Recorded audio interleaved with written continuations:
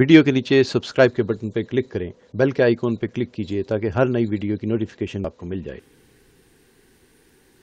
تو نبی علیہ السلام نے فرمایا کہ ہر بندہ قیامت کے دن اللہ کی رحمت کی وجہ سے جنت میں جائے گا۔ ایک صحابی نے پوچھا، اے اللہ کے حبیب صلی اللہ علیہ وسلم، آپ بھی اللہ کی رحمت سے جنت میں جائیں گے؟ تو نبی علیہ السلام نے فرمایا، الا ان یتغمدنی اللہ برحمتی، ہاں میرے اوپر بھی اللہ تعالیٰ کی رحمت جب متوجہ ہو جائے گی تو مجھے بھی اللہ پھر جنت عطا فرمائیں گے۔ اللہ کے محبوب صلی اللہ علیہ وسلم جو امام الانبیاء ہیں،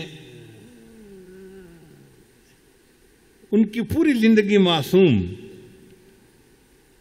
اتنی کامل عبادت ان کی، اس کے باوجود حدیث پاک میں آتا ہے، انہوں نے فرمایا، ما عبدناک حق عبادتک، اے اللہ جیسے آپ کی عبادت کا حق تھا میں حق ادا نہیں کر سکا۔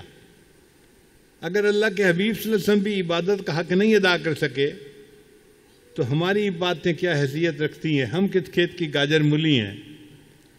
اس لیے جو اعمال کرنے والے اور نیکی کی زندگی گزارنے والے ہیں ان کا بھی ناز نخرہ نہیں چل سکتا، وہ بھی روتے رہیں، اللہ سے قبولیت مانگتے رہیں کہ اے اللہ عمل تو ہم نے کر دیے ہیں، اب جیسے بھی ہیں ان کو آپ قبول فرما لیجئے، ہمیں اس کے اجر سے محروم نہ فرمائیے۔